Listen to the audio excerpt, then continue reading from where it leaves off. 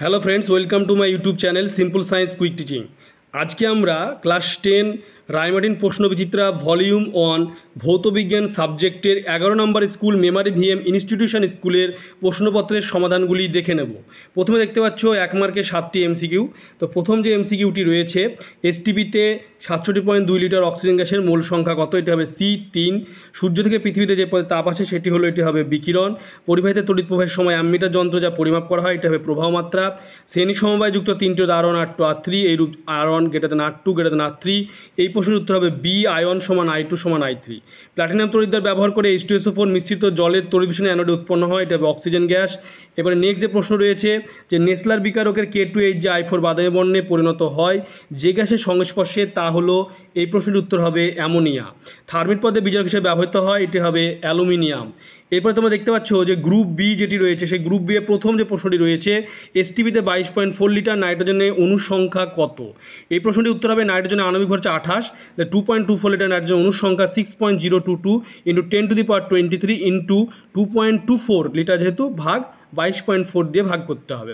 উত্তর হচ্ছে 6.022 × 10⁻22।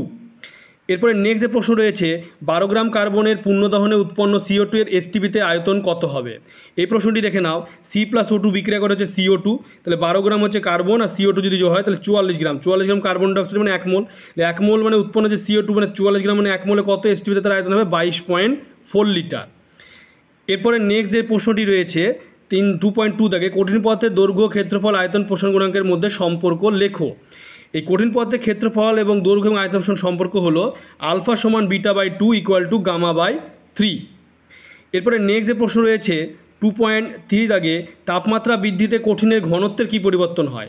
2.3 দাগের প্রশ্নে যেটি রয়েছে সেই প্রশ্নটি হচ্ছে যে তাপমাত্রা বৃদ্ধিতে কঠিনের ঘনত্ব কিন্তু কমে যায়। এবার নেক্সট যে প্রশ্ন রয়েছে 2.3-তে সত্য মিথ্যা, পিতল অথবা লোহার পাত যুগ্মে যে উষ্ণতা হ্রাস করলে বক্রতার বাইরের দিকে লোহার পাত থাকবে। এই অথবা যে প্রশ্নটি রয়েছে, এই অথবা প্রশ্নটির উত্তর হবে মিথ্যা।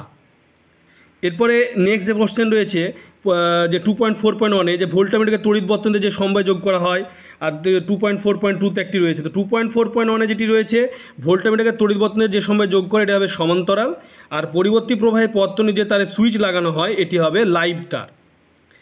এরপরে নেক্সট যে প্রশ্ন রয়েছে, প্রদত্ত বিধি সত্য না মিথ্যা লেখো। তড়িৎ বিস্ফোরণের সময় ক্যাথোডে জারণ ঘটে। এই প্রশ্নটি হবে মিথ্যা। তড়িৎ বিস্ফোরণের সময় ক্যাথোডে জারণ ঘটে, এটি হবে মিথ্যা, বিজারণ ঘটে। এরপরে নেক্সট যে প্রশ্ন রয়েছে 2.6 দাগে, তড়িৎ বিস্ফোরণের সাহায্যে অ্যালুমিনিয়াম ধাতু নিষ্কাশনে অ্যানোড হিসাবে কী ব্যবহার করা হয়? তড়িৎ বিস্ফোরণের সময় যে অ্যালুমিনিয়াম ধাতু নিষ্কাশনে অ্যানোড হিসাবে গ্রাফাইটের দণ্ড ব্যবহার করা হয়। এরপর নেক্সট যে প্রশ্ন হচ্ছে 2.7 দাগে, লাইকার অ্যামোনিয়ার পরিমাণ কত? লাইকার অ্যামোনিয়ার পরিমাণ হবে 35%। এরপরে নেক্সট যে কোশ্চেন রয়েছে যে ক্যালামাইন কোন ধাতুর আকরিক? ক্যালামাইন হচ্ছে জিঙ্ক ধাতুর আকরিক। এরপরে নেক্সট যে কোশ্চেন রয়েছে অথবাতে, সক্রিয়তা সারিতে সবচেয়ে ওপরে কোন ধাতু থাকে? সক্রিয়তা সারিতে সবচেয়ে ওপরে থাকে হচ্ছে পটাশিয়াম ধাতু, কে। এরপরে নেক্সট যে গ্রুপ সি, একটি তড়িৎবাহী সলিনয়েড কেন দণ্ডচুম্বকের মতো আচরণ করে? বৃত্তাকার তারের কুণ্ডলীর মধ্যে যখন তড়িৎ প্রবাহের দারুণ উৎপন্ন বলরেখাগুলি তার কুণ্ডলীর কেন্দ্রের কাছাকাছি অঞ্চলে প্রায় সমান্তরালে এবং তার কুণ্ডলীর তলের সঙ্গে লম্বভাবে অবস্থিত।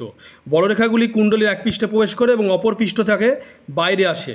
অর্থাৎ বলরেখাগুলি একটা পাতলা চাকতি চুম্বকের দরুন উৎপন্ন বলরেখার অনুরূপ, সুতরাং কুণ্ডলীটি একটি চাকতি চুম্বকের মতো আচরণ করে।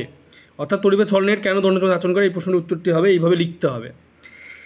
এরপরে যে প্রশ্নটি রয়েছে যে 30 এম যে রোধের মধ্যে দিয়ে 8 অ্যাম্পিয়ার প্রবাহ চালনা করলে কত সময় ধরে 64 ক্যালোরি তাপ উৎপন্ন হবে? এই প্রশ্নটি হবে, রোধ হচ্ছে 30 ওহম আর প্রবাহমাত্রা 8 অ্যাম্পিয়ার, তাহলে এইচ হচ্ছে তোমার 64 কিলো ক্যালোরি। তাহলে সময় হচ্ছে 6400 গুণ 4.2 ভাগ 8 গুণ 8 মানে I স্কোয়ার আছে, তাই 2 বার 8 গুণ হবে এবং 30, তাহলে এটাকে কী হচ্ছে গুণ করে 26,880 ভাগ হচ্ছে 1920 ভাগ করলে হচ্ছে 14 সেকেন্ড। এরপরে যে প্রশ্নটি রয়েছে, কী ঘটে সমীকরণ সহ লেখো। উচ্চ উষ্ণতায় ক্যালসিয়াম কার্বনেটের উপর দিয়ে নাইট্রোজেন গ্যাস চালনা করা হলো। যদি চালনা করা হয় তাহলে কী হবে? নাইট্রোলিয়াম তৈরি হবে। 1100 সেন্টিগ্রেড তাপমাত্রা এটা কী তৈরি হবে? নাইট্রোলিয়াম তৈরি, যদি সার হিসাবে ব্যবহার করা হয়। এরপরে নেক্সট যে প্রশ্ন রয়েছে, লাইকার অ্যামোনিয়ার বোতলে বরফ ঠান্ডা করে খুলতে হয় কেন? লাইকার অ্যামোনিয়ার বোতলে বড় ঠান্ডা খুলতে থাকে, কারণ শতকরা 35% ওজনে অ্যামোনিয়া গাঢ় জলের দ্রবণকে লাইকার অ্যামোনিয়া বলে। আর উষ্ণতা বলে জলে অ্যামোনিয়া দ্রাব্যতা কমে যাওয়ার দরুন ঘরের উষ্ণতায় অ্যামোনিয়া দ্রবণ থেকে বেরিয়ে এসে লাইকার অ্যামোনিয়ার বোতল চাপ সৃষ্টি করে, ফলে বোতল খোলার সময় চাপে থাকা অ্যামোনিয়া গ্যাস ফোয়ারার মতো ছিটকে বেরিয়ে এসে চোখে পড়ে চোখ নষ্ট করতে পারে।